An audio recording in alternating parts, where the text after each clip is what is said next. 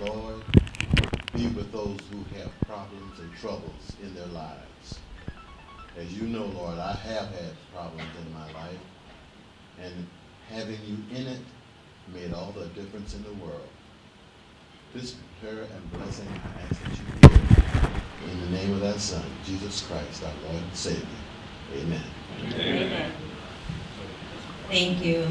We're going to begin with Andrea giving, you have the mission report? With Andrea. 2018. The total balances in our operating accounts are $332,945. Our scholarship accounts are just at $25,000, and will be no disbursements yet for this semester, so we will have some time to do some more fundraising there. We got $600 in membership renewals. Our operating expenses, again, are right around $7,000 this month. And that is all I have for today, unless you have any questions. Thank you. And I want to announce that, as you guys know, Tabor, and we'll talk more about it later, has been working on our Business Development Center, what it is that's needed for the Business Development Center, what are your challenges, things that we can help you in, and what areas. And they've actually, they're doing a survey to hear directly from you. And one of the things that we told the city, because they've done this survey before, and when they came back with the results totally contradicted what we hear from you.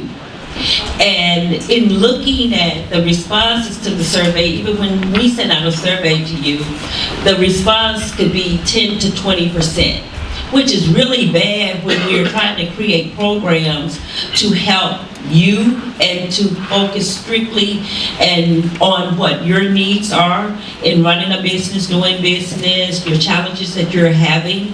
So one of the things that I said to them, and what the city is also doing, is saying, let's see if we can get more of a response if we bring the survey to you. Because what I said to them, a lot of us are owners, employees. At the end of the day, we don't go home and turn on the computer and answer a survey. So what we have today is the survey is over on the computer over here to my right. And right now someone is, JR is doing the survey. Are you done?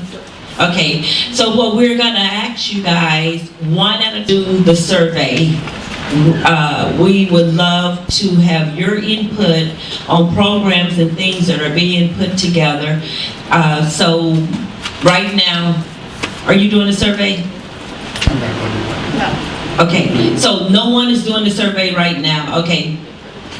Fred is doing the survey. So when you see Fred come back, if somebody else can get up and one at a time, let's get this survey done. And then if you can also spread the word for people to be looking out for this survey, it is very important that you guys answer and respond to the surveys.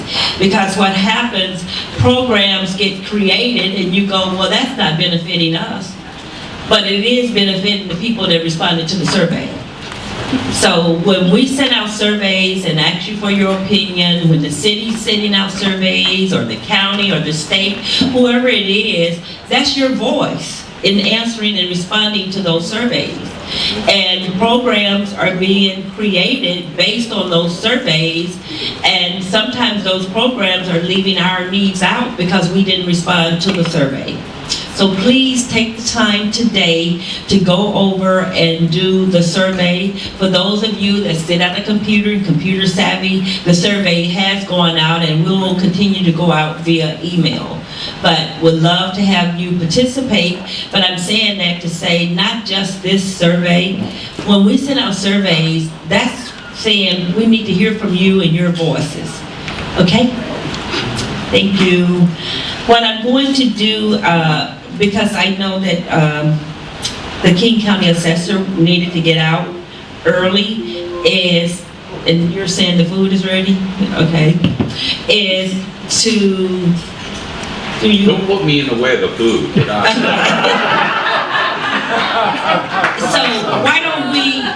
why don't we continue on with the meeting, but then break each table at a time? The food is ready if you all, want to take the time to start preparing your plates. I don't blame you. I've learned many things in life, but that's one. Don't get in the way.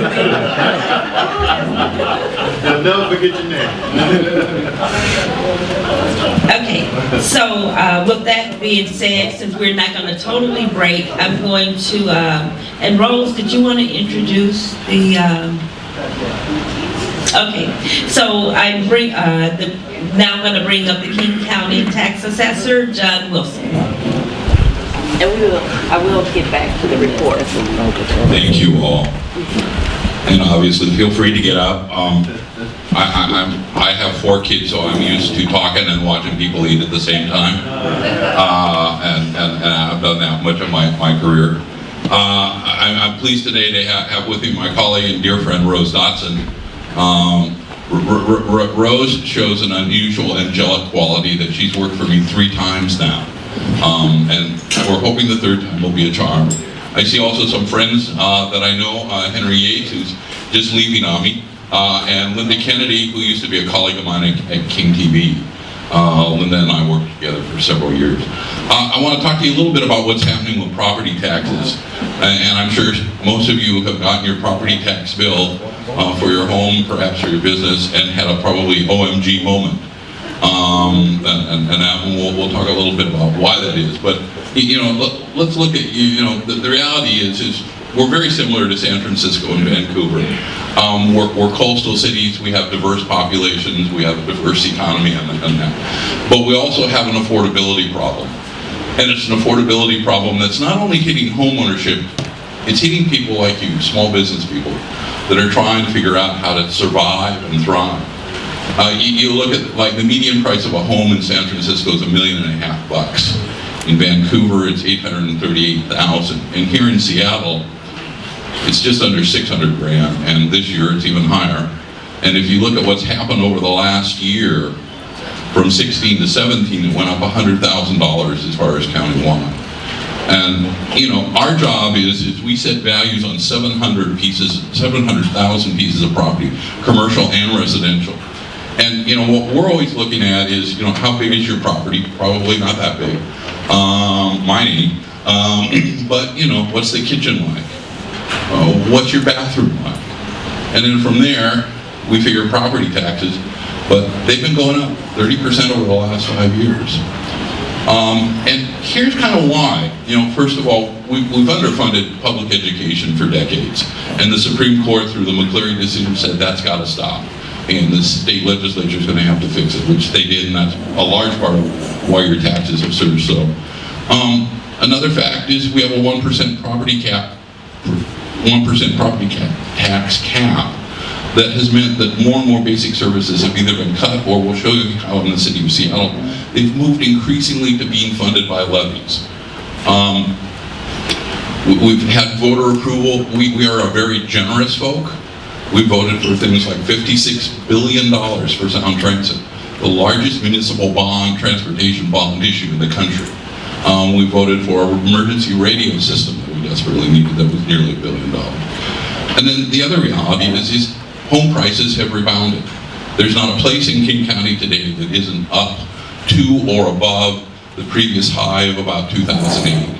And we still have some parts of the county that are going up by double digits in the 20% plus range. But if you look, here's what's happened in the city of Seattle.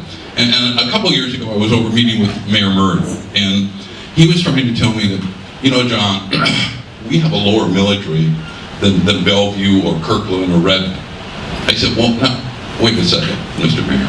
Your millage rate may be better, but that's in part because you've got all kinds of commercial buildings. It's also because you've moved billions of dollars off the central budget into levies. And if you look at, we've got schools, but we've got a low-income housing levy, a family and education levy, a pre-K levy, a transportation levy that's almost $1 billion, campaign finance or so-called democracy vouchers, libraries, parks. A lot of those are things that historically we funded out of the general fund, but what the city did is they moved them out of the general fund and they asked, would you pay for it separately? Well, you did, but at some juncture you start to go, this adds up to real money. Now we enter McCleary. And quickly, the rationale behind the McCleary decision was that local school districts were relying too much on funding things on their own, or passing levies for basic education, and that was creating inequality in districts around the state. So the legislature said, well, we're going to do a levy swap. We're going to swap out those local levies and put in a new statewide levy. Now, this year it meant a significant property tax increase across King County, and I'll show you some areas around the county to give you an idea of how that's happened. In 2019, supposedly, we now moved to a cap of $1.50 per student, or rather $1.50 per thousand of assessed value, or $2,500. And a couple things have happened. Normally, this is how the property assessment process works. As your value goes up, we adjust levy rates to levelize out and create a certain amount of funding that any agency wants to go. Under the new legislative formula, at least for the next 4 years, it works like this. If your value goes up, your school gets more money, and in turn, you pay more taxes. So now at least a portion of your property tax is directly tied to your assessed value. What's that going to mean? Well, let's look at some communities. Seattle, which is close to the county average, went up 16.9%. On a typical home of $597, about an $825 increase. Kent, for example, where we've seen a lot of businesses from Southeast Seattle flee to over the last couple decades, is 15.4 on a $324,000, about $500. If you look Federal Way, 11.5%, and a $433 increase. Now you get to Bellevue, I think it is, yeah. And average value $791,000, 21.4%, and a $1,200 increase. That's over what you've been paying previously. Now Mercer Island, just out the window here, $1.25 million, an 18% increase, and $1,600 in new taxes. Now, you have any friends in Carnation? You won't have them much longer. Yeah, you know, that's the universal reaction I get to that number. And if you look, for a house that's $379,000, the average tax increase was more than $1,000. Now people ask, why is that? Well, there are two basic reasons. One was what the legislature did on McCleary, was about 2/3 of the increase. And then the other factor that happened in Carnation was we do physical inspection under state law at each one of those 700,000 parcels once every 6 years. This was our 6th year to go back there, and that's when we adjust land values. Well, you can imagine what's happened to land values in your community over the last 6 years. So what you see is, over these past 6 years, property taxes have gone up anywhere from 50 to 66%. And if you look, where does the money come from? Well, in King County, we've got 139 governments, 39 cities. We have 163 taxing districts, including, if you will, even a cemetery district. Who says dead people don't count? But then if you look at how different levels of government generate money, the state gets the bulk of its money from sales tax, something that probably affects many of you.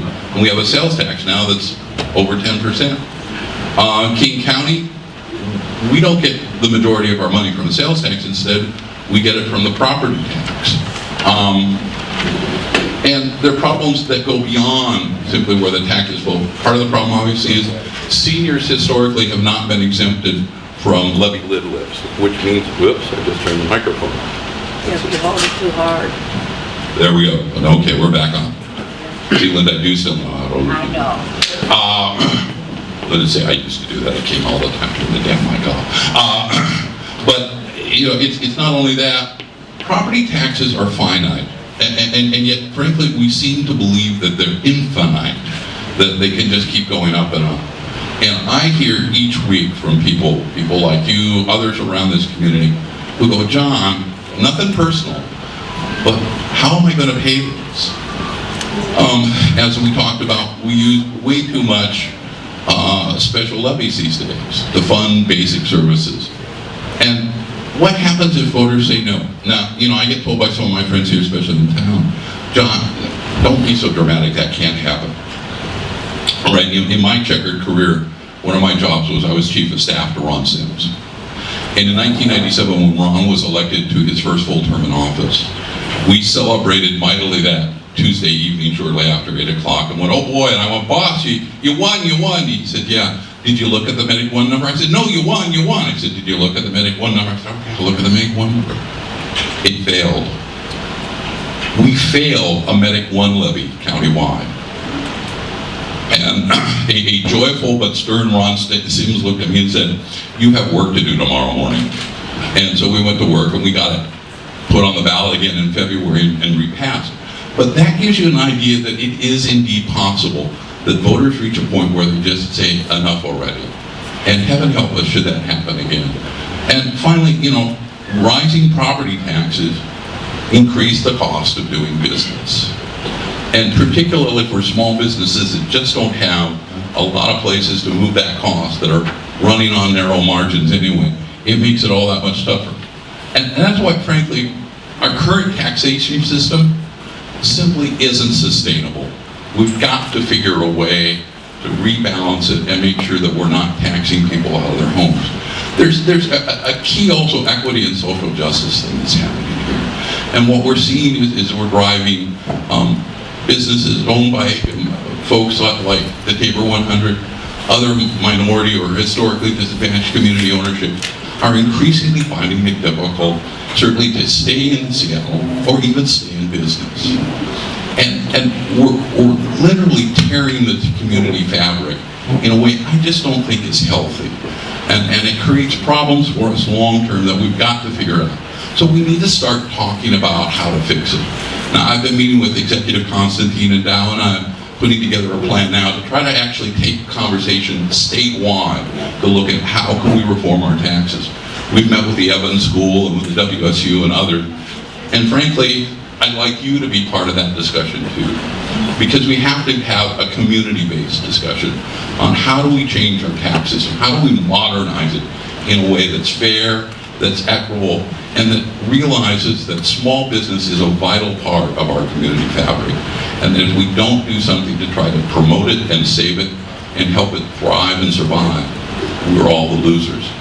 On that, I'd be happy to thank you for your time and take maybe a couple questions and then see where you want to go. Good, no questions? Everybody's Hey, Nate. John, did you, I'm sorry, I'm in a little bit late. Did you talk about how the head taxes is going to fit into this at all from a business standpoint and the double taxation that small businesses would run into? No, but I'd be happy to. I've got a real concern about the head tax. It is a double taxation issue. It hits smaller businesses really hard. And it also, one of the things I don't think the city council is thinking about right now, and it was interesting, I was back at the National Association of Counties earlier this month, and in one of the committees I sit on, one of the things that somebody raised was a lot of local jurisdictions have started to look at a head tax. Well, what happens then? Run that. What is it? Oh, okay, so the notion is we're going to hit you with a tax, and this is kind of the crowning irony to the notion. We're going to tax you per employee to raise money to make things more affordable for your employee. Yeah. I mean, I got to tell you folks, sometimes I get frustrated dealing with Seattle City Hall because I kind of go, I can't track the logic here. How do we keep making Seattle more expensive, we make it more affordable? And so the notion of the head tax is we're going to raise about $75 million a year and then put it into affordable housing. And the problem is we're going to make it so that it's so expensive for some people that what's going to happen is you're going to either find you can't find housing in Seattle, you have to move further out, or worse, you get laid off. And the other ramification of this is what's going to happen, especially with firms like Amazon, and this isn't a pick on them, but you see it also in the fast food sector, like with McDonald's. What those kind of employers will do, and they're ones that often provide the sort of entry-level jobs for young people, they'll automate those jobs. There'll no longer be somebody asking you, will you have fries with that? You'll press a button on a screen and the robot will deliver you the fries. And one of the serious things we've got to think about is technology is great. We've done a lot of it in the Department of Assessments and made some significant savings, but been able to keep people working. But we've also got to think about how do we keep folks working and how do we close the income inequality gap that has frankly been widening, and especially in this community over the last decade. And just thinking that you can slap a head tax on things and that's going to fix it, I think it's incredibly short-sighted and potentially very detrimental to the very people we're trying to help. Anyone else? All right, well, I'm going to let you return to Edie, and thank you so much for your time. I really appreciate you having me out here, and I wish you all the best of luck. I'm happy to stay for a bit and answer questions later, and that, but thank you so.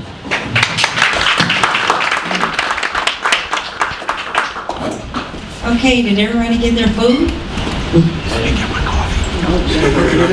Still working on it, okay.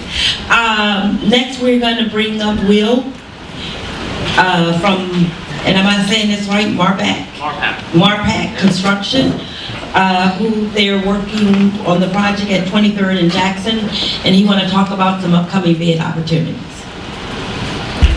Thank you so much for having me here today. You guys are enjoying food and what a gorgeous view out here. Thanks again for having me here. So a little bit about Marpac Construction. We're a local company, started in the 70s, really back in the 70s as a Pacific Component. We're actually about half a mile west of here, right behind Goodwill over there. And then in 1995, Don and Doug started a company as Marpac Construction, and we've been building around the community primarily for the last, over 20-some years. So we're a small firm. We do a lot of non-profit projects, also some private projects as well. We do about anywhere between 6 to 12 projects a year. Sizes varies from, let's say a TI or 8-unit to 200 units. So there's a lot of opportunities for a lot of different size contractors. Today I'm here to talk a little bit about the 23rd and Jackson. It's on the northwest corner, kitty corner from the promenade. How many contractors in here actually? Let me see again. There's no, 1, 2, 3, 4, 5. All right. So to start, probably June. It's 127 units, 5 stories over a couple stories of concrete. We're looking for subcontractor bids in all different scopes. We're going to have bid packages out shortly, and it's going to be on Builders Exchange. Anybody familiar with Builders Exchange? Yep. Okay. So you can just go take a look at it. Look at Marpac at bxwa.com. So we're looking for everybody to be involved. This is a prevailing wage project. So for folks who doesn't know what that is, I'll be more than happy to talk a little bit about that. So I'm just gonna probably leave a couple of bid invitations at that table over there and a couple of my cards. We're pretty close by. Like I said, if you guys have questions about, what the bid needs to look like, what scope, or any questions regarding even, how to do stuff, feel free to come into office or give us a call. All right, thank you very much.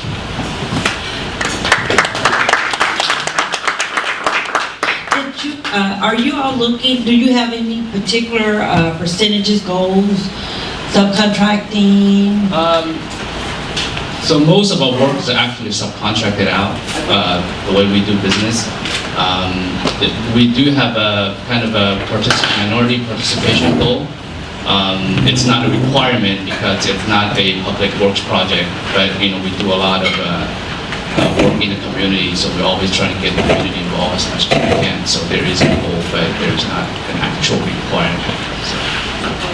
And on some of the projects, if they're large projects, are you open to partnership to where they can be broken down into smaller projects in order to accommodate women, minority-owned businesses? Yep, if the scope fits, we would definitely do that. And contractors, I would have thought these would be your questions. Any questions for Will and the project that he was referring to? Yes, Fred. I'll let your board member answer. You mentioned that you had a goal, Yeah. but you didn't say what it was. I believe it was 15% or something like that. microphone for you. 15%. I'll have to double check that, but I believe it's about 15%. Minority participation. Correct. Who set that goal? So there is a little bit of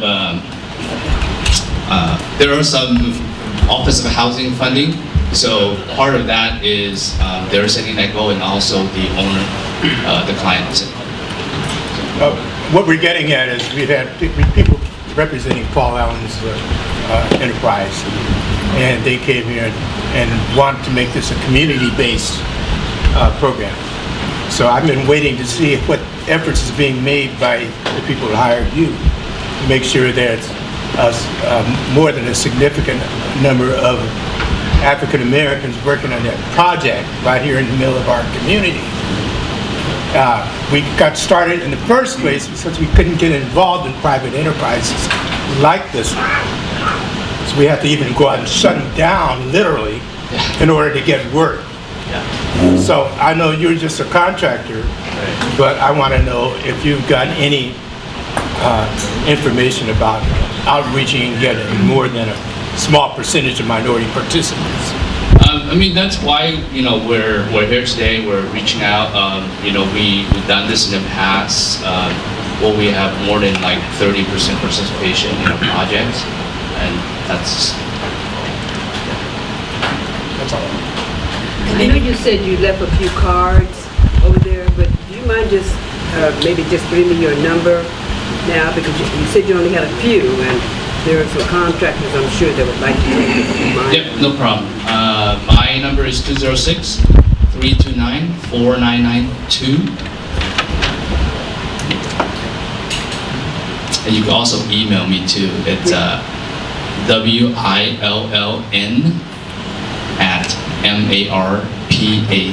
So willn@marpac.net. .net. Thank you. And we're literally like 5 minutes from here. So. What they're talking about is that let the subsequently pass. Okay. The question was, are there any employment opportunities with your company? Yes, there would be. Yeah. So we're probably in-house wise because we don't self-perform a lot of work. We subcontract a lot out, but we still do quality control and supervision and keeping the job site clean and whatnot. So we'll probably looking for carpenters and laborers, superintendents too. If you guys have some. So I have a question to clarify on the email. Is it N just a letter N or is it NG? Just N. Okay. Yeah. Any other questions? Yeah, what's the definition for superintendent? What is that? That's the guy who's in charge. Who is Yeah, he's the guy on the job site that builds the project. Any other questions? You want to go? Okay. Thank All right, you. thank you so much. Thank you. Thank you. We're going to jump back around a little bit, so now we're going to do the introductions.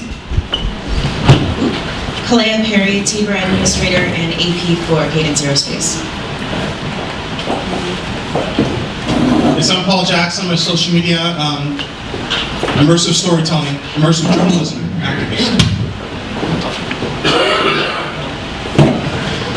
My name is No, Henry walked under the thing. Okay.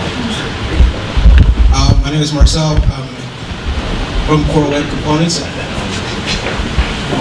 That's about it. Good morning, everyone. My name is Joseph Small, and I'm a principal at Ebony Office Interiors. Thank you, Joseph. I'm Fred Max here, about 2 aspiring members to Tabor 100. They want to sign up right now. We want to encourage other people to bring people into our organization. Luis Navarro with the Office of Social Responsibility at the Port of Seattle. Good morning, I'm Linda Kennedy, LK Media, and I'm encouraging everyone to fill out the survey. I'm part of that organization that's trying to get everybody filling it out, so please do that. Thanks. I'm John Wilson, the King County Tax Assessor. Good morning, my name is Mo Taylor. I work for Department of Enterprise Services. Hi, my name is Rose Johnson. I'm Officer of Assessment. John Downing with Skanska.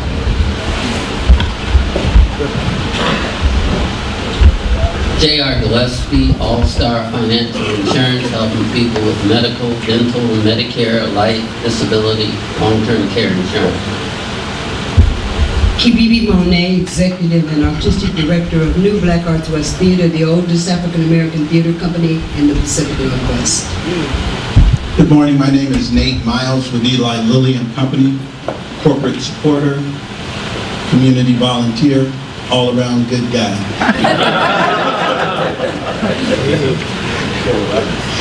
Good morning. You under the line. Good morning, I'm Lynn French. I'm the President and CEO of Global Business Development, a U.S. Small Business Administration 8A certified small minority-owned business, Washington State MBE, DBE certified, Tacoma City of Tacoma SBE certified. Carmen Kuczynski, City of Seattle. Good morning. My name is Viviana Garza. I am the interim WIMBY advisor for the Seattle Department of Transportation. And I wanted to quickly announce I'm going to move over here. 2 different events that are upcoming. So one is the City of Seattle King County IT Vendor Forum. There is a nice little sheet that's going to be at the front. That is on April 26th. There are 2 sessions. I apologize. There are 2 sessions for that. They're the same. So if you please go up on the Eventbrite, sign up for that if this is interesting to you. If you have any questions, feel free to give me a call or contact Jamie Holter at the bottom. He is from King County. So that is one. And the other one is the Working with SDOT Move Seattle session. So SDOT is going to be putting on a session about opportunities that are upcoming and how you can get involved with the Move Seattle levy contracts. So that's happening June 14th. So save the date. I will send out a formal invite to Tabor, and that will be up on Eventbrite very soon. Good morning, I'm Mike Montoliano with Pacific CM. Jolena Thomas, Seattle Tunnel Partners. Good morning, Janelle Boyd with Seattle Tunnel Partners, the Compliance Manager. Project's winding down. I'm hoping that we'll have that thing open probably in the fall. Not too sure, but I think you guys saw the article in the newspaper, I think it was earlier this week. But also, aside from that, I also have my own business, Janelle Boyd Design, for graphic and web design. Louisiana with the Office of Minority Women's Business Enterprise, and by the way, Janelle did our Chris Liu, Director for the Washington State Department of Enterprise Services, and I'd like to introduce my niece, Taylor Caleb, and my sister, Arlene Pack.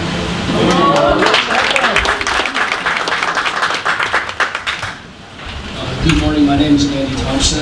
I am a project manager for Granite Construction. Thank you for having me this morning. I'm used to having to pay money in order to get breakfast at an industry event, so I appreciate that very much. I'm here, Granite Construction is a builder of infrastructure in the Puget Sound area. We're currently over at Northgate working for Sound Transit on the N160 station project.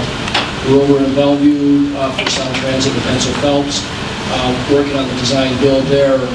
And I've got some that I'd like to talk to folks about if available. We're going to be putting on an outreach session on Monday evening in Redmond this Monday to talk about the Sound Transit's Redmond Link Extension Project, which is a $600 million design build job that will be coming out in about 3 months. The SOQ, and then further on, about a year from now, there'll be pricing. So it's a large project. I appreciate you giving me the floor this morning to be able to talk about it, and I do have more information if you would like to talk with me, so thank you.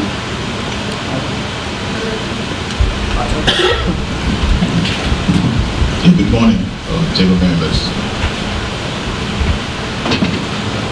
I'm Ato Apiafi, owner of Ato Apiafi Architects. Thank you very much.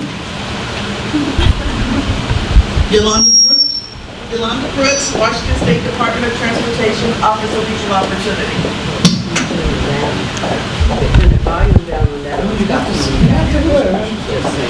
Gene, Tabor volunteer. Patricio Mendoza, EC Computer. Charles Wilson, State Department of Enterprise Services. Lynn Simpson, general contractor.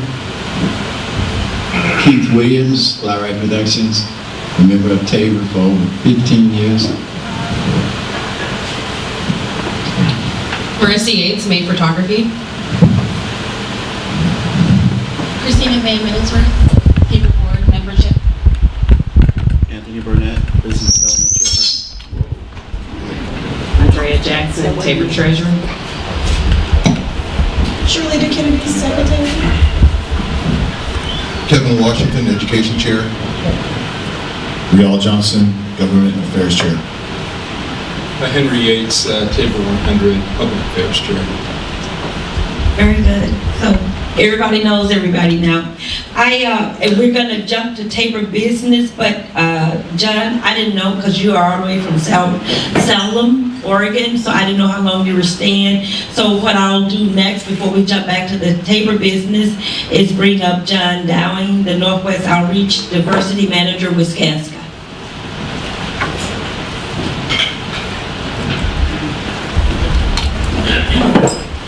Did you drive up this morning? I did not drive up. Okay.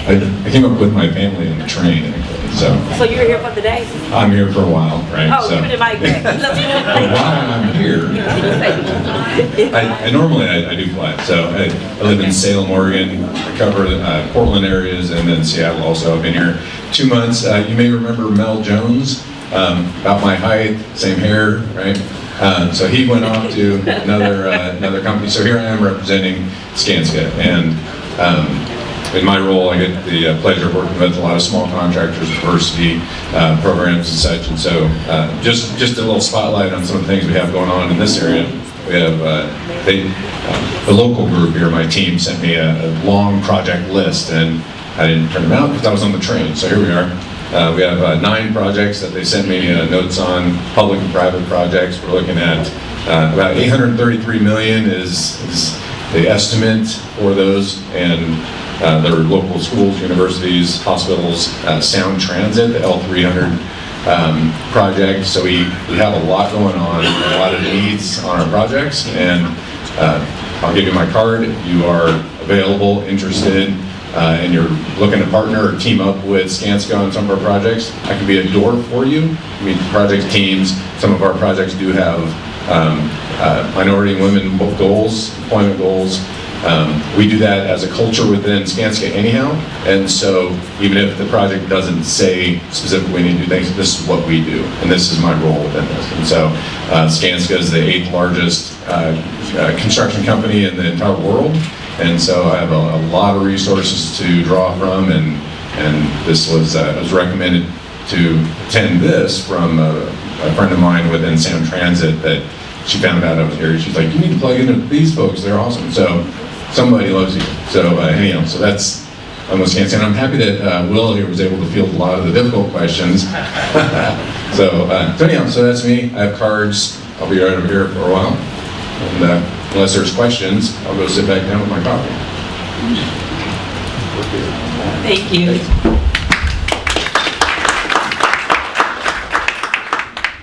So now, to get back to Tabor business and committee reports, one of the things that I want to talk about, and if you look at, I think it's on the second page of our newsletter, there's an article on the progress and things that we're doing, Tabor, as far as the Business Development Center.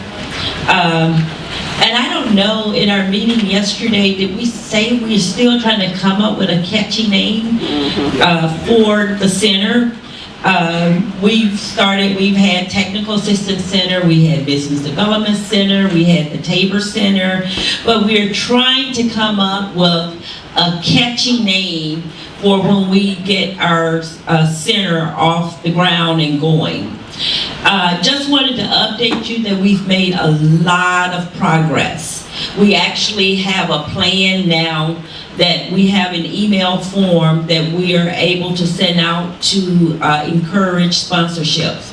If you read the article, it talks about Tabor, we have our own funding, so when you hear us talk about what we have in the bank accounts and things, this is all in preparation for what we've been talking about for years, is a technical assistance center, a one-stop shop where you guys can come to for whatever your needs are, whether it's back office support, whether it's CPA, whether it's how to do an RFP, help with the RFP, whether it's office space, whether it's legal service, whatever that is, at a one-stop location.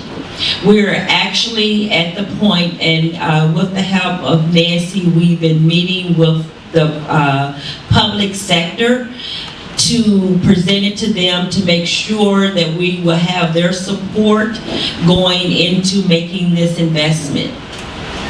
We've been running into a lot of challenges with the public sector on whether or not they can put funding into it, whether they can do just in-kind services, whatever that is.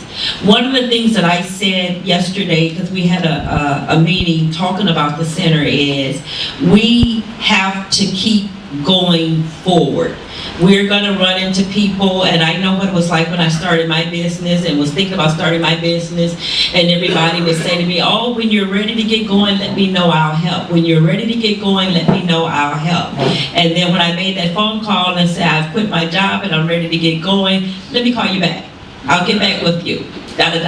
We're going to run into things like that, and that's going to happen, but we're not going to let it discourage us, because we know when we get this center going, it's going to benefit all of you, and we're going to see a lot of progress in the African American minority community as far as technical assistance, building your business, creating new businesses. We want to attract the younger generation to be business owners, to want to have a company. So there's a lot of vision we have for that center. We're going to be calling upon you to reach out. We have to do serious fundraising. We are down to the point of even looking at location, and I don't want to put too much out there, because we are going to need funding to lock in that location. We've looked at some nice locations that's ideal in the community with parking. We're going to need funding as we keep going through this. We're going to be reaching out to Granite, to, I think he left, but to the prime contractors. We're going to be reaching out to our partnerships at Amazon, Google, whoever they are, to say we need full support. We've been talking about this for years. We're serious. We have a location. We now need funding. We have to keep it sustained, and we're going to be helping all of you. So we need full support from members, from partners to say, hey, I see the benefit of this. Granite Construction, and I'm picking on you because you're sitting here, to where you can pick up the phone and call one phone number and say, hey, I'm looking for builders, I'm looking for truckers, I'm looking for this. And we said, we got you. We have them right here. So this is going to be an opportunity to where the prime contractors are able to come into one location to say, this is what I'm looking for, here are my upcoming projects. We started working at that center to get the firms ready for the upcoming projects. We find out what you need for these upcoming projects. Skanska, to where, you know, if you don't want to drive up from Salem, you just call us up and say, hey, Skanska got this project coming up. We're going to need this. It's all a one-stop shop for everything. We've been talking about this for years. We are serious. We're moving forward. As we said in previous meetings, and you can read the article in the paper, the city was gracious enough to donate some funding for Nancy to kick this off and get it going, and a lot of progress has been made. But don't sit back and just wait. We talked about something last week when I said, when you go to the ATM, if you haven't deposited anything, you can't get anything out. We are going to need you to make deposits, whatever that is, whether it's financial, whether it's in-kind services, whether it's Lynn Simpson that said, I'm going to do the complete build out for no charge. Raise your hand up. Whether it's Fly Right that say, hey, I'll do all of the photography for the next 10 years and not charge you. But members, we're going to need, this is going to be a team effort. This is going to benefit us and generations to come. And I'm very excited that we have actually made the progress that we've made, but we're going to need you, not to just sit on the sidelines and wait for it to be there. We're going to need your support on this. We're going to need you to reach out to your partners to say, hey, this is something we can contribute to, because we can't just depend on the public sector to fund this and help us. We have to do our own. Tabor has been saving and being very spend to be prepared for this, to be able to say we are able to also put our own funding in, but we need your support.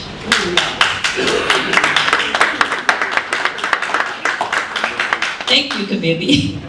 With that, we're going to move into, Sound Transit wanted me to make an announcement. They are recruiting to fill 5 vacancies on the Diversity Oversight Committee. They're looking for members with expertise in small business communities with King, Snohomish, and Pierce County. Snohomish is particularly underrepresented at this time. You cannot be currently doing business with Sound Transit or seeking to do business by serving on the committee.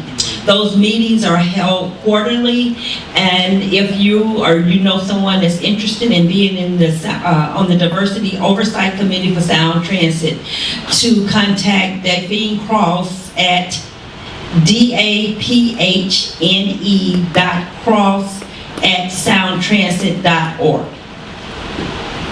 If you know anyone that want to be on the Sound Transit Business Oversight Committee, you're going to type that up. Okay. Committee reports. Let's start with Government Affairs, Rial. Andres, it's great to see you. Haven't seen you since the mayor got elected.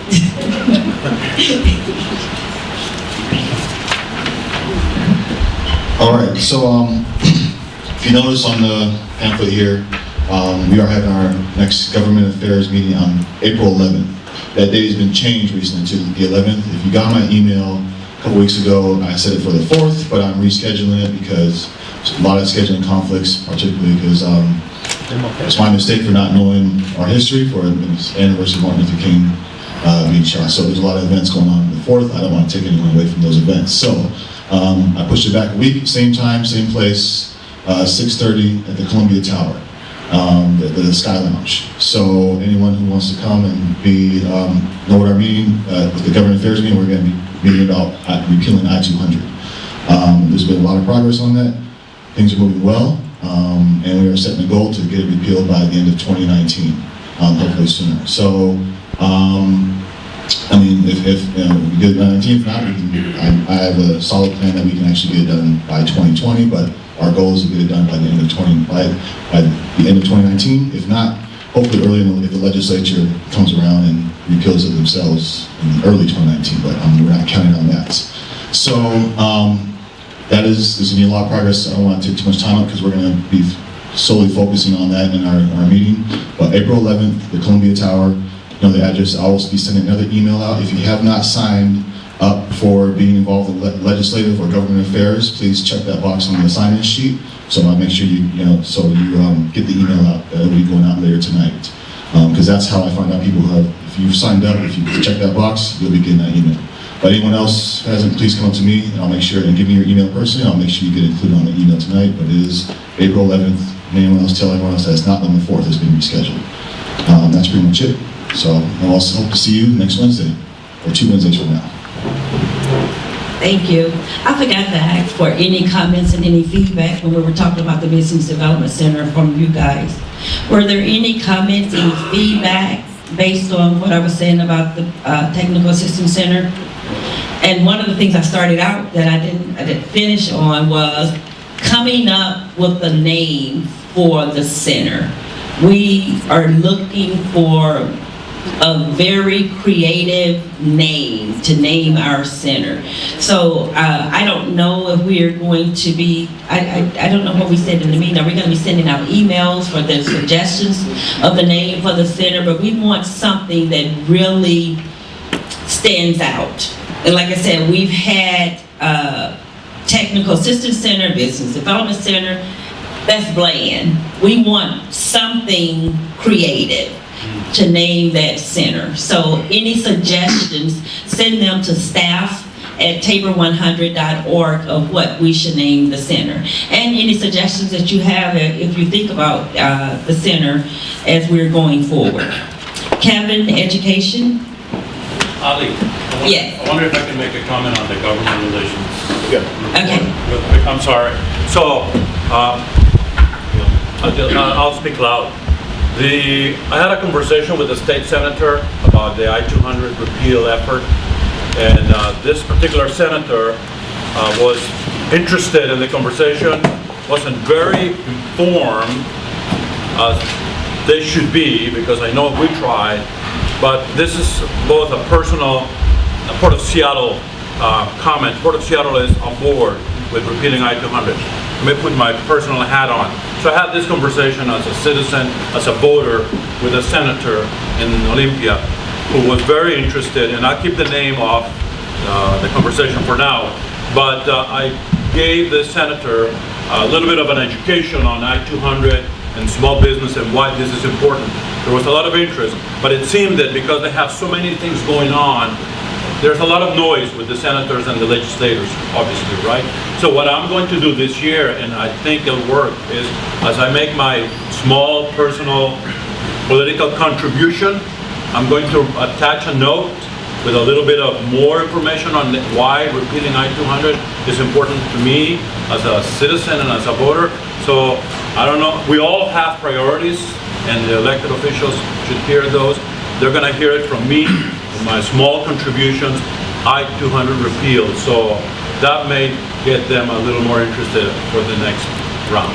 Yes, exactly. This is going to be a statewide effort, not just a King County and Seattle effort. We're going to be lobbying and advocating all around the state to all legislatures and around, all the way from here to Eastern, here to Walla Walla, and that's what it's going to take. So it's not, it can't be just on us. It's going to be on other organizations, other people that have, to get this word out, and also re-educating this whole state, because this happened 20 years ago. A lot of people don't know about it, so we have to educate our people and put that word out and see how much the damage that I-200 has done to our community. So we get that ball rolling. So there's a lot of support and momentum going into next session.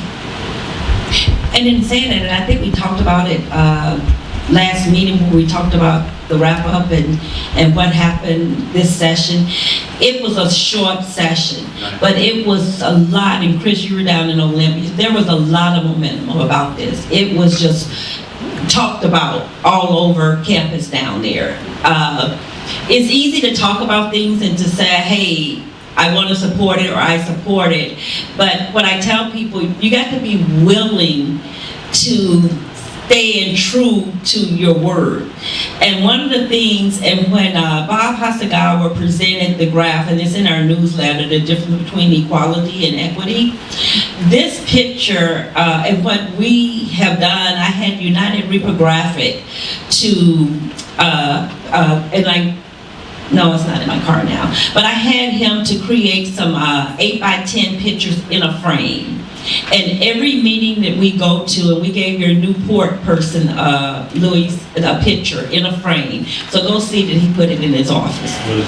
But we are actually giving that picture to everyone we meet with. Because sometimes people get confused on the difference between equality and equity. They think, oh, we're just asking for handouts. Oh, they need to go through the same process that we go through for contracting opportunities. Why should we do things different? They really don't understand the difference between equality and equity. And it is amazing how many people, and in my office in Olympia, I have the framed picture of this on the wall. I have it as my background screensaver. And it is really interesting to me how many people walk into that office and see that and the light goes on. One of the things I've learned about I-200 is a lot of times people are saying we can't do this because of I-200. They're not saying what can we do in lieu of I-200, because there's a lot that they can do, but it's easier to hide behind something rather than just do it. And I tell some of the people that have the conversations with me, I support it, it was wrong, I'm here if you need me to do this. And I say, but when we get to those challenging times to where we need you to step up, you're quiet and you're concerned about what's going to happen this election year, or what of my district is going to think, because we went into it was a lot that went on down there this session. And what I tell folks is, one of the things that, and I don't know if you remember Daryl Smith, he was at the mayor's office under McGinn. One of the things that Daryl had hanging in his office, and if you guys recall, McGinn took some bold steps. But one of the things that Daryl pushed and had in his office that has stuck with me is, it's the right thing to do. And that at all times, they know somebody's going to say something if they speak up, somebody's going to say something if they don't speak. That if your decisions on what you're doing is because it's the right thing to do, everything else will fall in place. But it is so hard to get politicians to understand that when they are just counting votes and who's going to vote and what people are going to say. And I keep saying, if it's the right thing to do and you're making your decisions based on this is the right thing to do, the rest will fall in place. So you took a risk when you went out to be a politician. You took a risk when you started running for election. Do the right thing because it's the right thing to do, and not worry about what people are going to say. Being president of Tabor 100 and going and being in the 5th term, if I made a decision based on what I thought people was going to say, we wouldn't be anywhere, because today I would be saying this, tomorrow I would be saying this. I would be all across the board. And I have this conversation with our board at all times. Keep your eyes on the prize. Stay focused on the goals and make sure that all of our decisions are based on it's the right thing to do. It doesn't mean it's always going to be the right decision, but it will be based on the right thing. Politicians, when we're talking about repealing I-200, and we can't wait for session. We have to start sending those letters out and writing those letters now in support of it. We have to all year keep I-200, repealing I-200, doing the right thing out there. And one of the things that Rial said that I really learned this session was, this happened in 1999, 98. Think about how many people that have become voting age now in those 10 years that didn't know about I-200. It was amazing to me, people that didn't know what I-200 meant. That's 10 years of people that have become 21 and of age to vote that needs to be educated on I-200, what it means and what impact that it had and is still having. So there's a lot of education that needs to go on with the younger generation, because we are going to need the support of all. Anyway, now, business development. Oh, I cut you off. I remember calling your name, and then I started talking. More than happy to follow. Cabin education.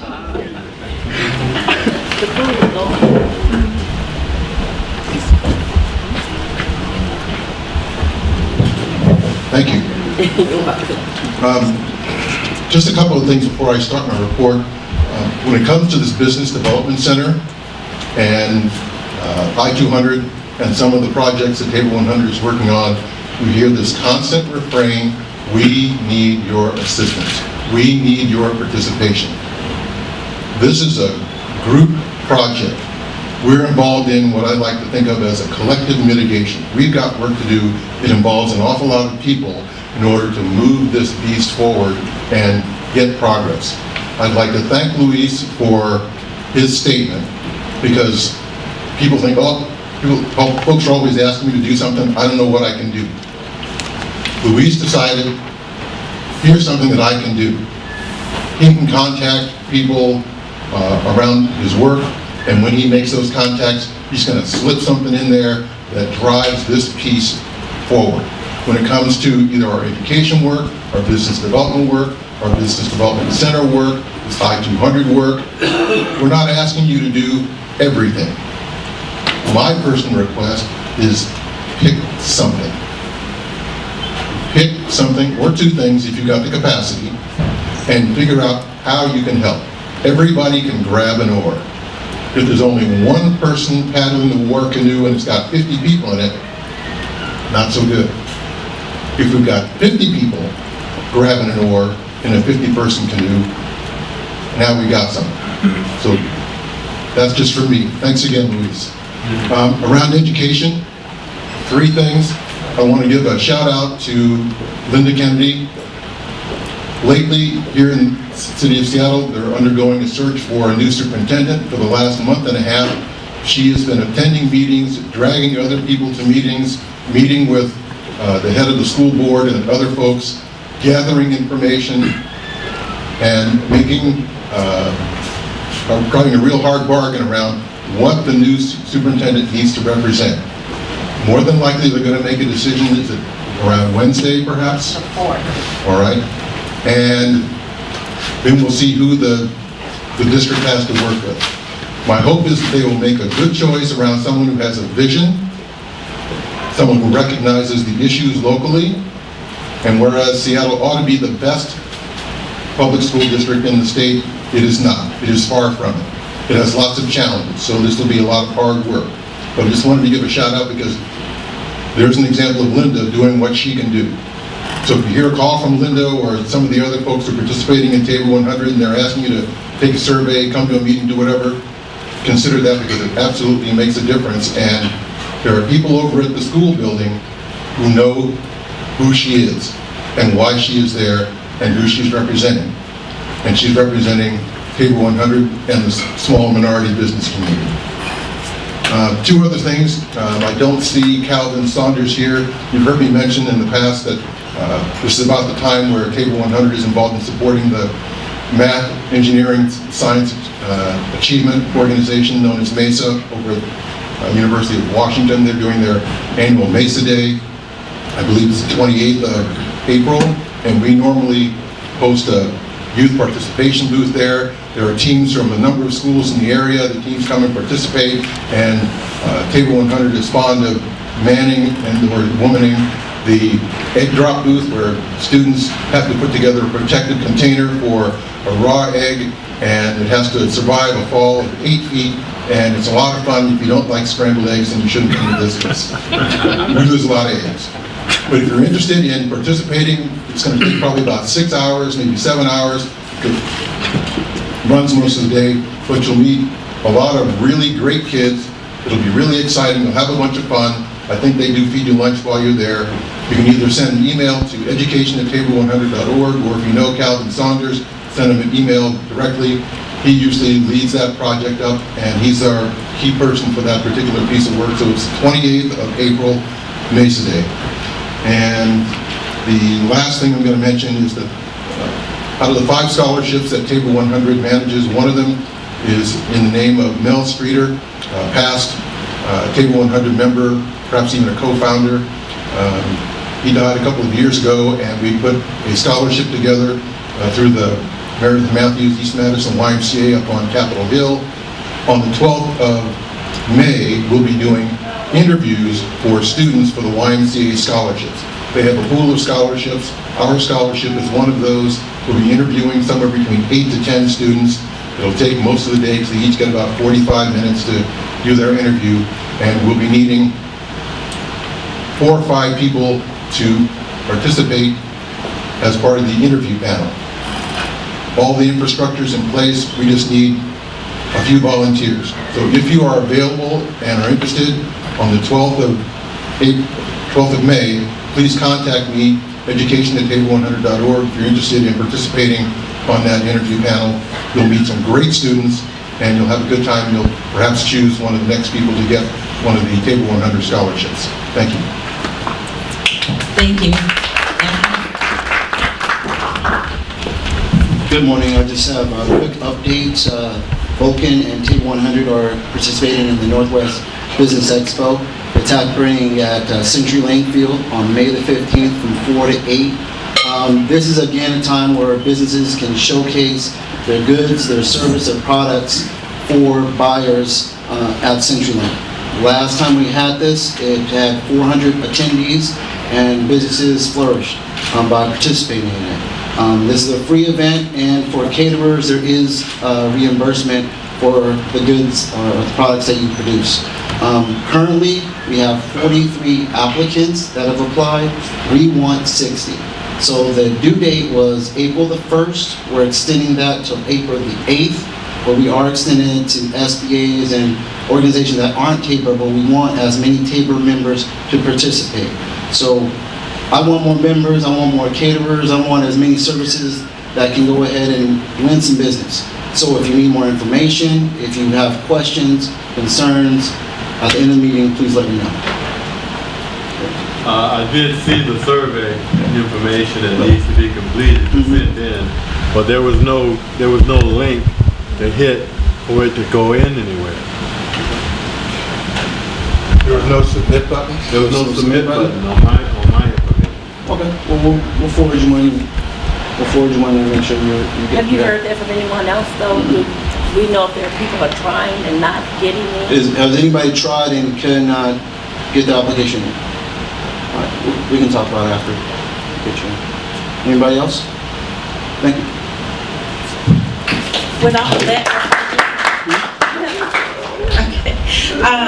And don't forget, there's no one over doing the survey right now. If anyone hasn't done the survey, the city survey, the computer is vacant right now. Public Affairs, Henry.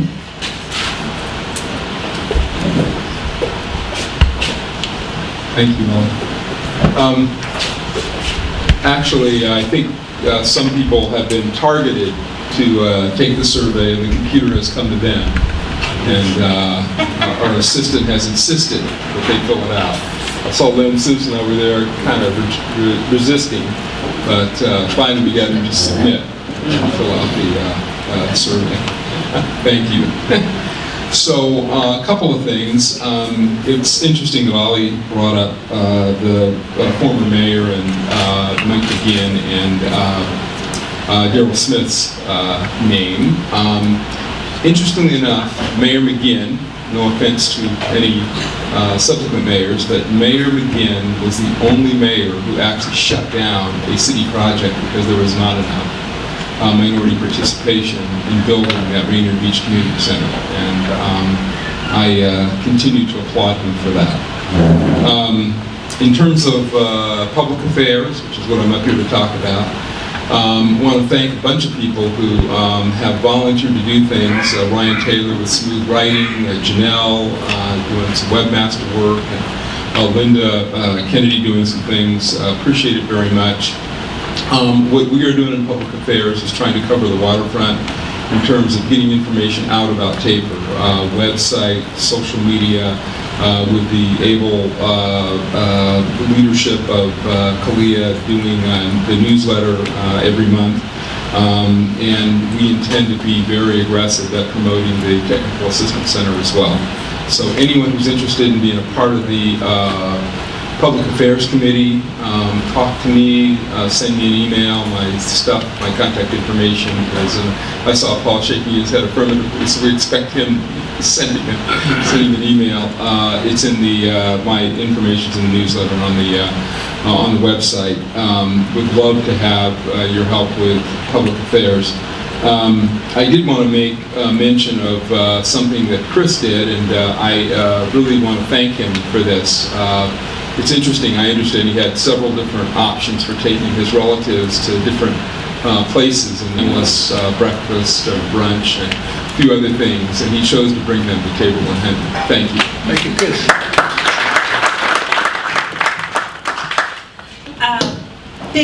One of the things that happened this week that we haven't mentioned, WashDOT. Who's here from WashDOT? You want to talk about anybody want to talk about the African American, the thing that's going on this week with the WashDOT? You can do it. We're family. This is family. You're just at the table. Oh, you want? Yes. You want to talk about it? Sure. Okay. Are we talking with your protege? No, the African American. The 4 times deal. Oh, 4 times credit. 4 times credit. Yeah.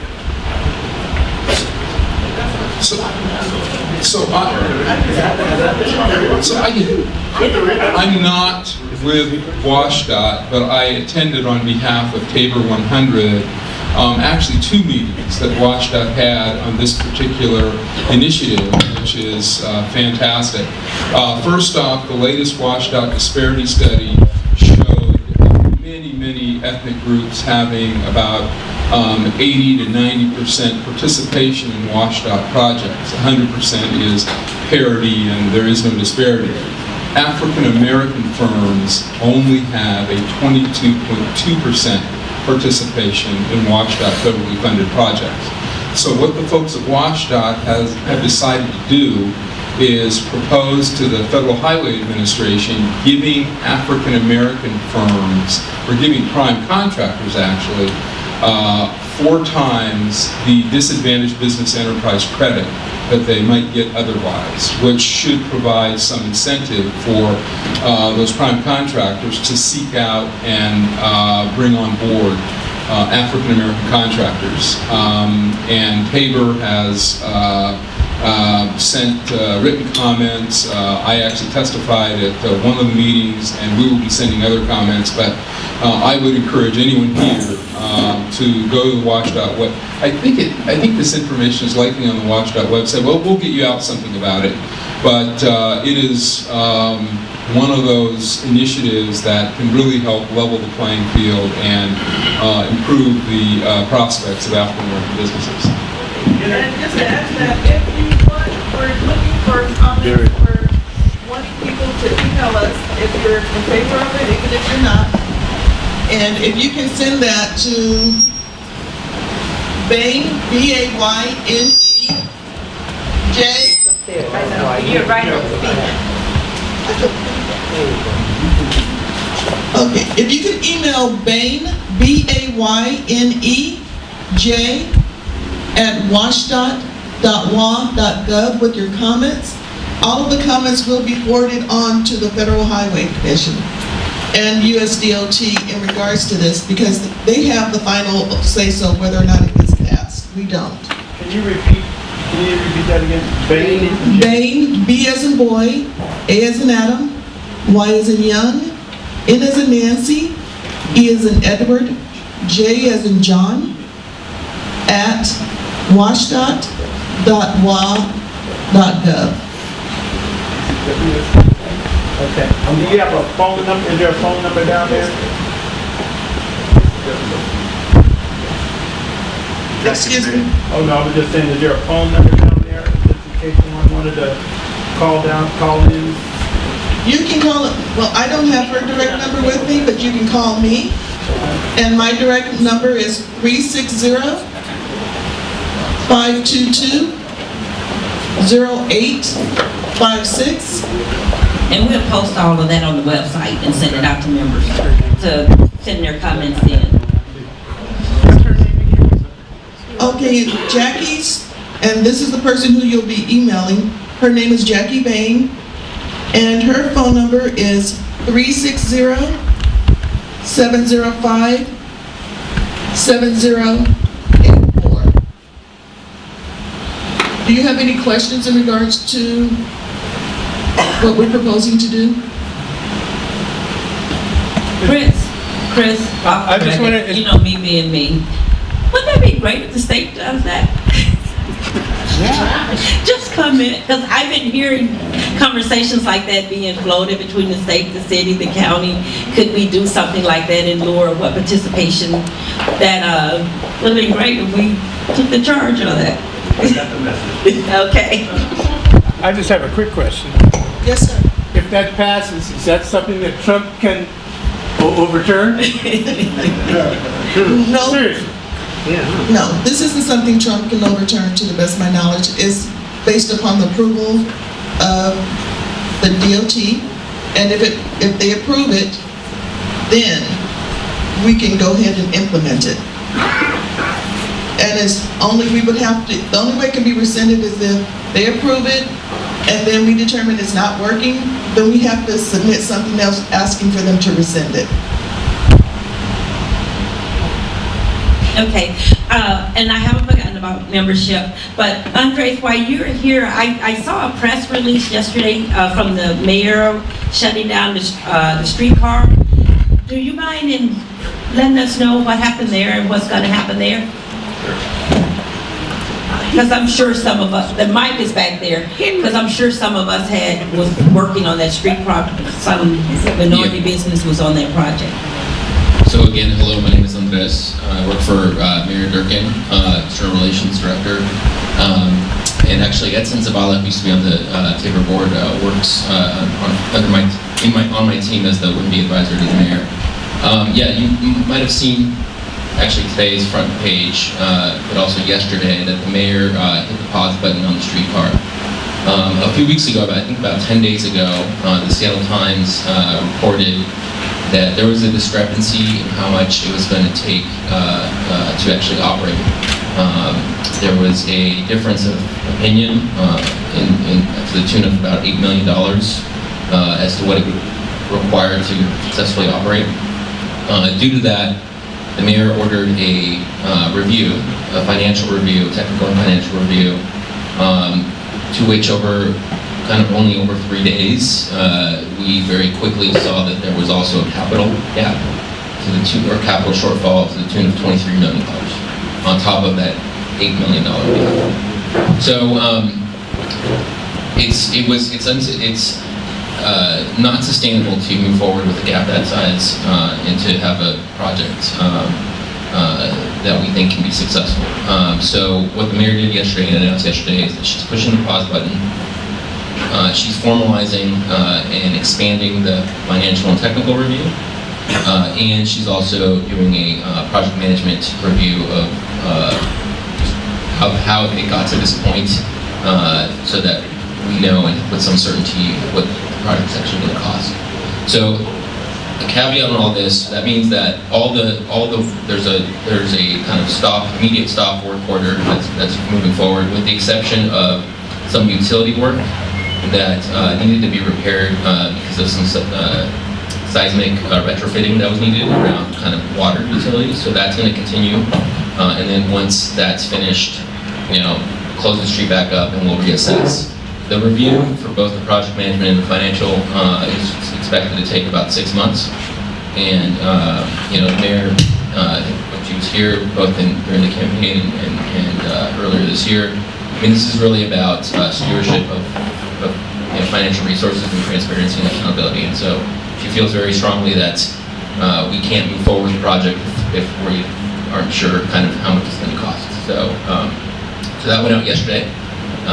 And just for some additional context, somebody asked about Trump.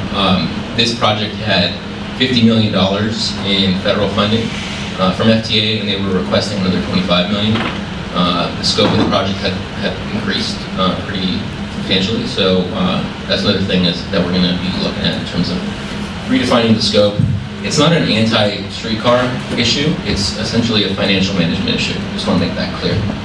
So it's not to say that the streetcar won't continue, but at this point, we need to talk about it. Any questions? When you said it was, Andres, when you said it was a capital, when you was a capital, what did that mean? That they had overspent the capital?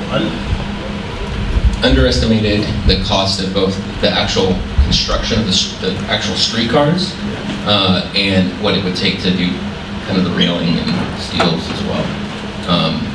So the actual design of the streetcar is where the underestimating happened. Yes. What is the pause button? What's being paused? The project. The entire project? Yeah, with the exception of the utility work that will continue. The reason why this came about so suddenly is because once this information came to light, we then very quickly realized that there were some substantial contracts that needed to have a notice to proceed this week, so we needed that very early. Yes. Is it a design-build project or? No, it's a GCC project. So, two quick other things real quick, now that I have the mic. You might have noticed that Seattle City Light Wind advisor position just closed. Kara Williams, who was doing that work, went over to OED to do business development, business management. Really excited about that shift and it already worked under Office of Economic Development. So that means that we're hiring for a City Light Wind advisor. Similarly, because Edson Zavala came over into the mayor's office, the SDOT Wind advisor is also going to go live here pretty quickly. So obviously those are, given the news that I just shared and just generally the body of work is really important to the mayor, it's really important to the city. And so I wanted to share that availability. Since you do have the mic, I'm going to follow up with what Ollie asked. Yes. And since Chris is there, the possibility of being able to go back and talk to the mayor about, because I do believe in what Ollie said, if you put the incentives there for the private sector, and there is no better incentives, when you talk about 4 to 1, that's going to drive these people to work with these minority firms because they're going to get credit for it. I mean, that was the whole process. Is that something, which is why I'm sure you're here, is to be the eyes and ears for the mayor, for the governor, to take that back? Is that something we can expect them to go back? Because, I mean, this is the time to hear from them now, to see that now, to go back. I mean, that would be something perfect to take back to them. And I certainly hope that can go back to them. It's something that we've talked about already internally. Yeah. We're looking at a project that makes the most sense to implement some of this line of thinking. I won't speak for the governor, but we're ready to have the conversation. We're ready to push the envelope from the city side more than they're kind of already doing. We're really focused right now on a lot of internal things that we need to right the ship on in terms of WIMBY. I won't go too much into the details, but our outreach plans just went out for instructions for departments this week. For the first time, we're tying accountability of meeting WIMPY goals to director pay. So that's new. So, again, and Murray and other mayors did a lot of announcements, but this is the first time it's being tied directly to that. We're also tying requests around prompt pay and job order contracting to the outreach plan. So we're really we're going to get there. There's a sequence in here that we're really excited about. So that's from the city side. And speaking for state government, I think that this is a grand experiment, and we have WashDOT carrying out this first grand experiment of what is this incentive really going to do. So I think any decisions that are going to be made in the future has got to be based on data. So is this going to be successful, or is it not going to be successful? And I think whenever you try something new, you're always going to go back and look back and say, well, we should have done this, we should have done that. Well, that's great. So how do we take this program forward? And I think that Andreas has basically said the same thing. Let's look at what data this brings in from this experiment, because everything that we do is an experiment. And once we find out that something has worked, then we want to broadcast that. So some of the things that we've done with inclusion plans and everything, following the city of Seattle and what the city of Seattle has done, has spurred us as a state further on. We also did PDLs and all that kind of stuff because we looked at the data and that data makes sense. So we have to make sure that the data makes sense for us. And I'm so glad that WashDOT is carrying that burden for us right now, because they have the money right now. And one of the things that I keep going back to the Business Development Center, and I'm waiting for that name we're going to come up with. That's one of the the main reason that this is so important is when we have agencies doing the things that they're doing and what WashDOT is implementing, the city and the state, we have to have firms that are ready. And we cannot have this being done and it doesn't work because the people are coming back saying we couldn't find any firms, or they weren't ready, or they weren't able to get funding, or they didn't have the capital to do what was needed to go forward on the project. So all of this completes the circle. It works hand in hand. While others are working on creating opportunities for us, we have to make sure we are ready and our firms are ready. And that's where that one-stop shop, understanding what's needed to be ready, what new business, and Nate, I've used this before, your name before. I mean, there are times when, you've picked up the phone and called and said, hey, what is it that I should invest in? What do you see where there's some upcoming opportunities to where if I had a business in that area, it's time for me now to get going? Those are the type of things, and that's how we get to start looking at things, is looking at, we got this whole arena thing coming up, redoing the key arena and on and on. When we hear about these projects that's coming up in the future, we got to start thinking and looking into the future to say, what can I put in place to have a business and be ready for when these things occur? That's all what we're looking to bring under that Technical Assistance Center, is upcoming opportunities, not just for what you already do, but what more you can do as a business owner and add on to whatever your products are or what you do to be ready for what we see in the future. It all is going to go hand in hand. Bobby, I'm not ignoring you, but I cut Bobby off. No, not at all. I just want to give some credit to WashDOT. I want to work with them, but also to Director Earl Key at OEO. When these disparity studies come out, that is data, both hard data and anecdotal data. And the previous disparity study showed that white women were over parity, and they sent a request to have them taken out of the program. The most latest study showed that folks were more at parity, but African Americans were far from parity.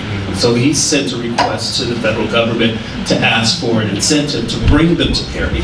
So I want to applaud them for taking the data and acting on the data to try to create parity amongst all groups. So that's an important thing. I think I have a lot of credit for that.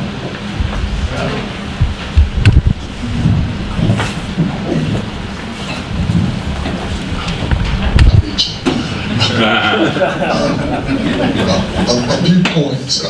One of the things that Ali spoke about is that I-200, when it came about, a lot of folks could have done something that could have changed it for our businesses, but nobody really did. Everybody hid behind that I-200. Here it is 20 years later, and businesses like me, we don't really believe that most of these agencies are sincere about doing anything because they could have done something for the last 20 years.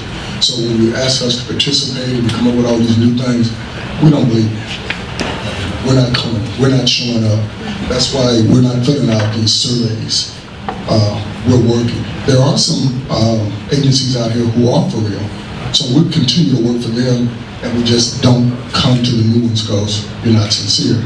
One thing about Table 100 is we talk about relationships. Bobby, I saw Bobby at a meeting one day, he talked to me about WashDOT. 2 weeks later, I was working on the WashDOT project. Brian, Vice President, met me at a meeting. CDRC, 30 days later, I'm working on the project. Sincerity. So what we want as small businesses, we want to know if you're sincere. A lot of this outreach really doesn't touch us. And so when Nate talks about, when he talks about the incentive program, that's going to make businesses call me. They're going to say, hey, I got 4 times this. You need to have them call me. If I'm knocking on their door, they're doing just like what Ali said. You're not ready. You can't buy. You can't do this. You can't do that. And they're not willing to invest in me or any other business. So we have to change the dynamics where you're giving incentives or you penalize them. I think someone said earlier today that the mayor only stopped 1 project in the last 20 years. 1. So all of us small businesses, the only thing we have is our time. So we're investing our time in something that's going to bear fruit. And as we move forward, trying to find out something that makes, it needs to be an incentive or it needs to be a penalty.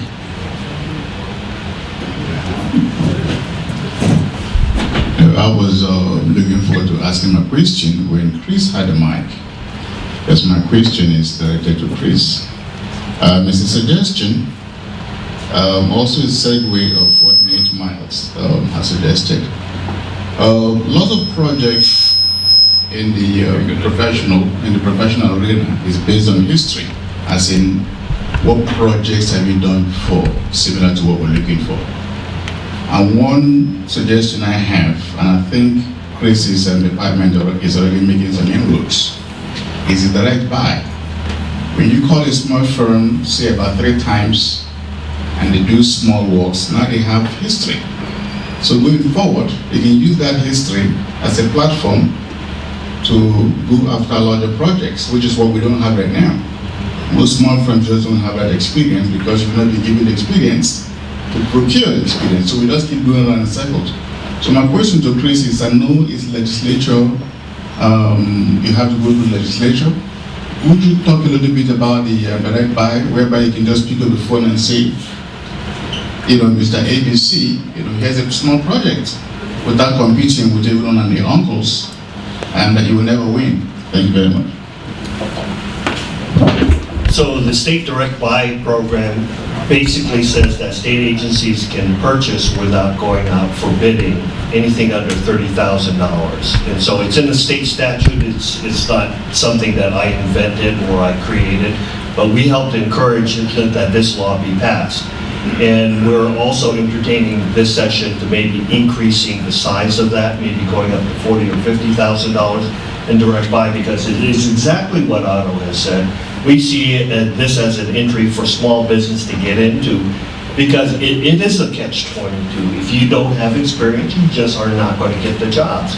And so that's why we heavily backed the job order contracting bill, and increasing the job order contracting bill, not only the size and the amount of the contracts to $6 million from $4 million, but also giving the authority to those who could qualify, these are cities and counties, 6 job order contractings instead of 4, so you can do the numbers on how much money that is being poured into our community. And we think it's been so successful that we think we're going to go back and take another bite of that apple sometime probably in the next biennium. So we're going to need your help on some of this stuff. I'm looking straight at Nate here. So I think what Otto is basically saying is, you gotta start someplace, and we gotta give those entries and those doors to all of you. So you have a way to step through the door, and we can say, because Otto is at every meeting I go to, I think I see many of you at every meeting I go to, gives you an opportunity to say, hey, what other contracts are out there? And I think what Ollie was talking about is making sure that you are ready. There's a lot of avenues where you can get ready for this, and we're in the business. You've got to be kind of, as a small business, you're your own accountant, you're your own outreach manager, you're your own diversity manager, you're your own engineer, you're the janitor too at your business. We all understand this. So this is another avenue that we can enter into the market. I think when you're talking about building your center, is to here are all the doors. They're small doors, but you have to try some of them. And sometimes they're going to work for you, and sometimes they're not going to work for you. But if they don't work for you the first time, do not give up, because there are a lot more doors you can try. So we're talking about Len's tenacity here. I know Len doesn't give up. I see him all the time. He's always knocking at the door. So I think that speaks to and later on I'll talk about another opportunity for you to get in, because I have another 10 minutes later on, right? I have another 10 minutes later on to talk about what we're doing. Yes. Okay, so you want to talk about? Now? Can I talk about now? Because we only had one last report, and then it was going to be open discussion, but since we got good conversation going, and I think this is all important, this is what these meetings are about, let's continue the dialogue. Okay, so the state has an opportunity, maybe not for you in the room, but maybe for somebody you know. So we are short of project managers in our public works area. So as you know, when we didn't pass a budget last session, we put everything on hold. So it's not only a program that was put on hold, it was the entire state. So we have $1.5 billion worth of projects that need to get done in the next 18 months. And we can't get them done without project managers. So we're hiring 9 to start with, and perhaps another 5 or 6 after that. These are people that actually manage projects for the state. Now, we may not be the builders of these projects, but we manage the companies and the contractors who come to us and who are awarded these contracts. We manage those companies in cooperation. So it's a partnership. Here's what it really means to our community, though, is that we have voluntary inclusion plans. We ask for voluntary inclusion plans. They are not scored. I think everybody knows kind of how that works now. But if your bid is accepted, that becomes part of your contract, so it becomes enforceable. So a big part of this job for our project managers is to understand what that inclusion plan is, and as we started talking about negative reinforcement. I love to be positive, but where you can't be positive, you can be negative, is to make sure that our contractors are carrying out what that inclusion plan is. And we all start every project meeting with, where are you in your inclusion plan? And if you can't tell us where you are in your inclusion plan, according to the schedule, the project map that you've created for the project, usually that's the end of the conversation and the end of the meeting for that day, until you can tell us what you're doing with that inclusion plan. So anyway, I need 9 people, like right now. Here's my telephone number. It's 360-407-9201. If you don't want to be a project manager, you might have somebody that you know that's currently out of work or wants to change job and come to work for the state. It's a living wage job. It pays full benefits when you become permanent. And we love to start getting applications like right now. Charles Wilson is in the room over here, so if you can't see me, see Charles over here. You're in the room, so you can always see all the people from DES. So we need these people like right away. We should have had them 2 or 3 weeks ago. We're in desperate need to get these projects on the right road. So thank you. And I have HR recruiter business cards with me, if anybody needs it. please. I have HR recruiter business cards with Permanent Enterprise Services if anybody needs it.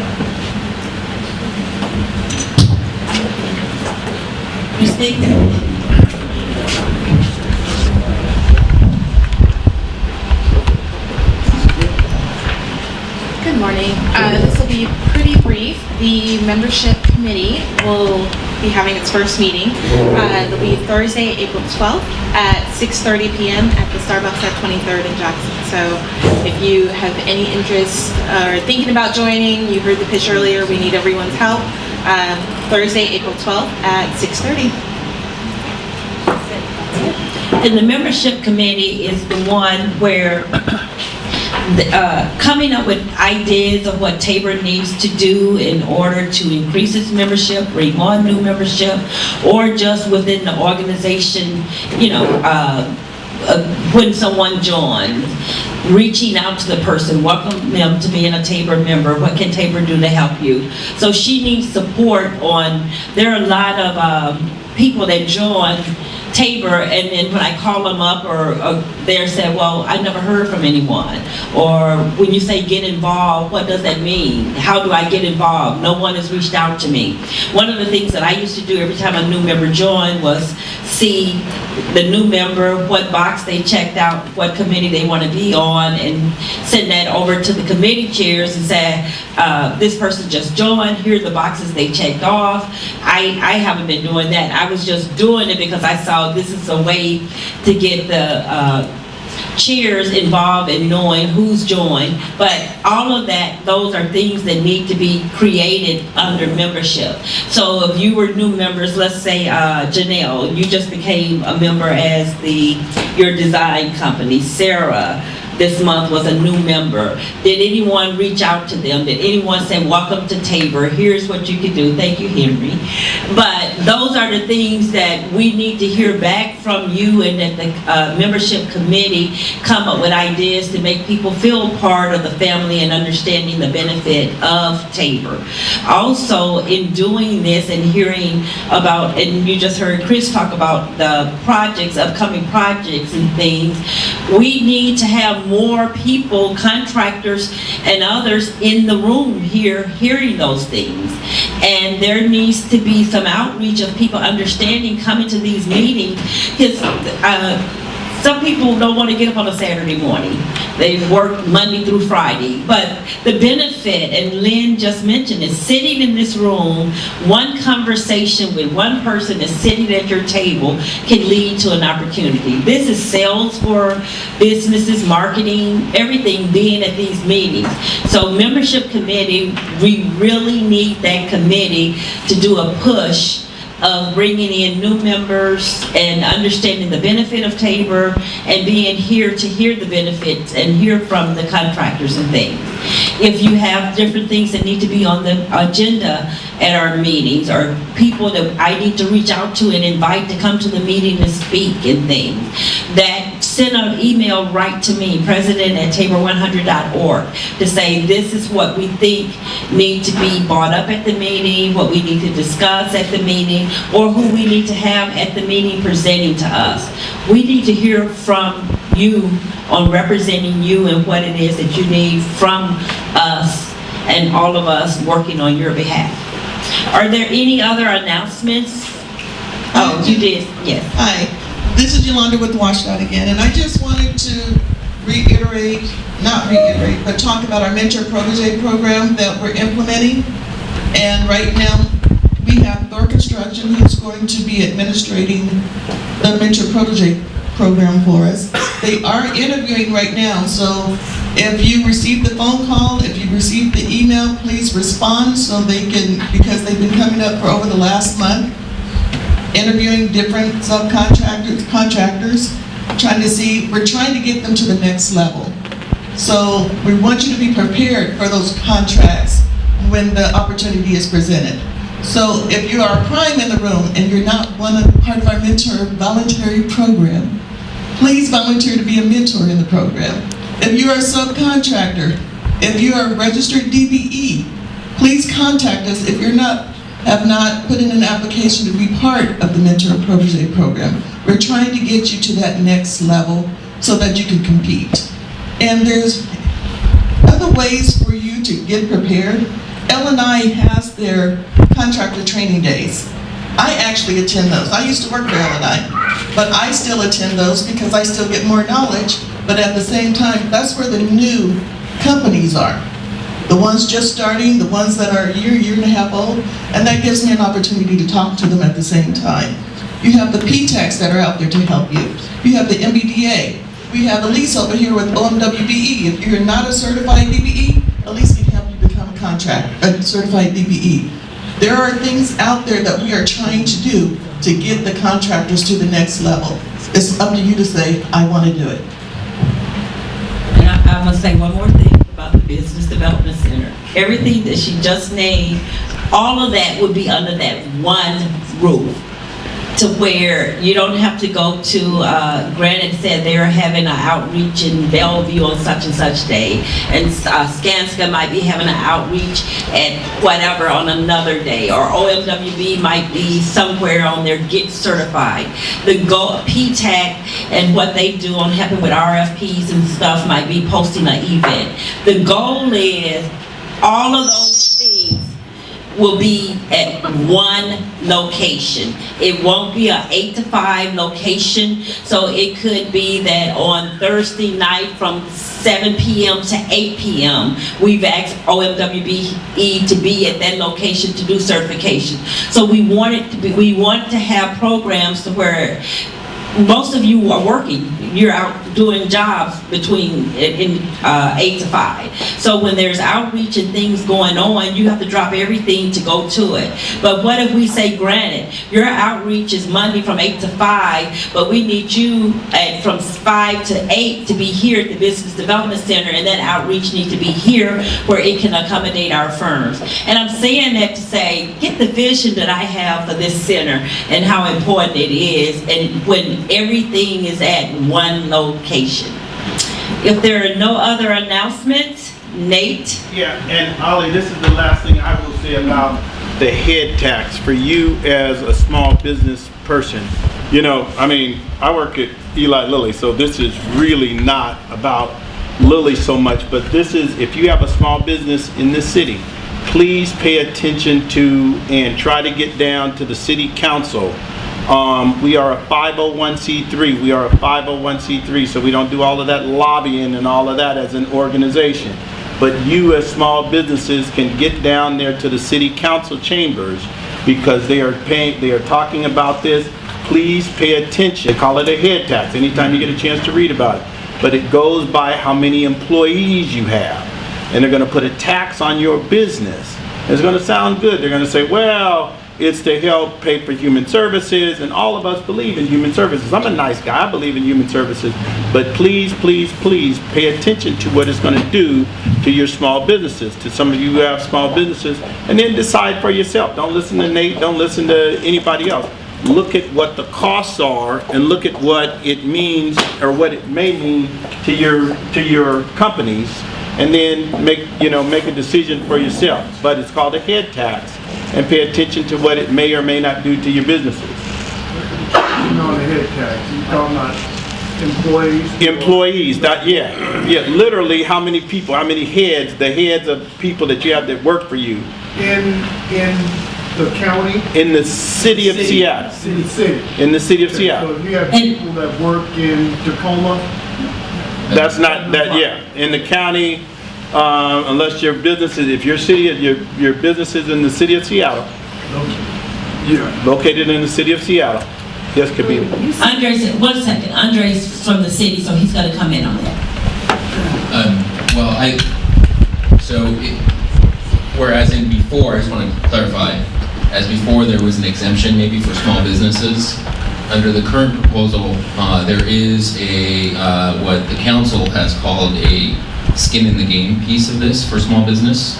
So per entity, any LLC, any self-proprietorship, any startup would pay $395 in additional taxes. There's different ways of looking at this, the head tax that they're looking at, which is both by employees but also by revenue. So if you exceed certain levels of revenue, your per employee share goes up. So all the way to $400 per employee to $200. You know, it depends on where you are in the spectrum. And so Nate says don't listen to him, but I will tell you that you should probably listen to Nate. First time you ever said that. There is a council hearing on Monday at 2 p.m. on this. So, yes, sir. Do we need to get an email out to folks on that? Because I think, is Tim Cease working on that? Because I think that's what he's been calling. We've been playing phone tag and it had some, well, I know you're. I just work for the city. I know, okay. I get it, okay. I'm just. It would have been great to have someone talking about that at the meeting today, especially if that hearing is Monday. Yeah. Thanks, Nate. I'm talking for the record. That's what I'm trying to do, is talk a little bit about. So, concerned how you're gonna rope people in on how businesses are gonna get roped in. Not every business is established in terms of their corporate headquarters in the city of Seattle. A lot of businesses are established outside of the city limits, but they conduct business in the city. You roping all of them into the city head count? It depends. I don't have the exact details of how they're proposing it, but there has been some talk of people. So like with the minimum wage, right? So even if you're in Tacoma, if you're doing business in Seattle, there's a formula, and I don't know what it, but there's some that you have to pay a certain level of wages for businesses in Seattle. So all that hasn't been ironed out, but the Progressive Revenue Task Force that the council put together, is a misnomer, but you know, talk about it. So I mean, So it sounds like people should be showing up at the hearing on Monday. Yeah, hearing and asking questions on this. Is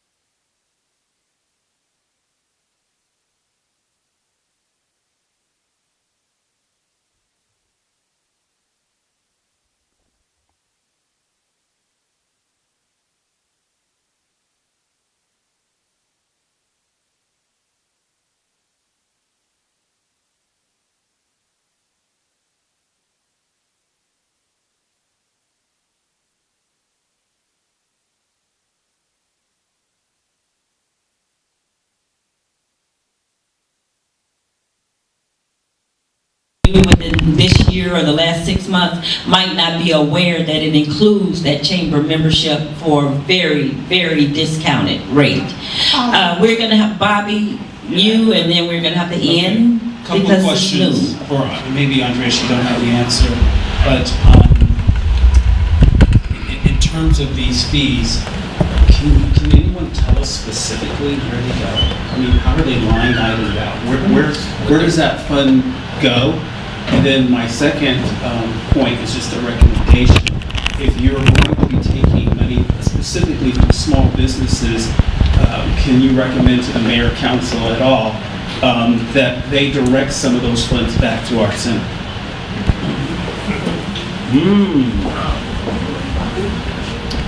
So right now, where we are, and this is just informational, so I just trying to give you what I know. The spending plan, so it's the city portion of this would raise $75 million. And what they've said out of the task force is 75 million out of the city portion, and then an additional 75 to be out of the county, not through necessarily a head tax, but through maybe additional funding sources that they haven't necessarily determined what those are. But there's a regional effort called One Table right now that's happening. That's with the Gal Constantine, the mayor's a participant, and then the Auburn mayor. The task force has put out a plan that says, in their vision, 80% would go towards new permanent supportive housing, and 20% would go to expanded shelter beds. So that's what it currently is. Right now, the city council has this proposal. I mean, in terms of logistically, the city council's under the task force, I should mention, was chaired by Lorena Gonzalez and Lisa Herbold. It included, I don't quite remember the number of task force members, but I think there was maybe 3 businesses involved in that. It's right now being considered in council, so there's no proposal to the mayor currently. At that point, that would be a different conversation. Yeah. I would just recommend, if you're collecting tens of millions of dollars, especially from small businesses, that in those line items, that there could be a benefit for small businesses. Seems like a reasonable. And I just assigned government affairs. Let's get some lobbying going and some meetings going. I think that was a great suggestion, and we need to jump right on that. So, I'll be there Monday. thank you. And any other Tabor members that can, you can recruit to be there Monday to start dropping those seats, because like I said, a lot of times things get passed and we get left out because we haven't spoken up. So I think that was great that, yes. If there's nothing, yes. Just a quick comment about how important it is to become a Tabor member. Like they were saying and Nate referred to, you get a huge discount for membership in the Greater Seattle Chamber of Commerce, which is a huge organization, 10 times the funding that we have with every big corporation in it. You get to be a part of that group for next to nothing compared with what it would cost you if you were not a Tabor member. So make sure you get sign up for Tabor. That little dues that we pay is nothing compared to what you can save doing other things.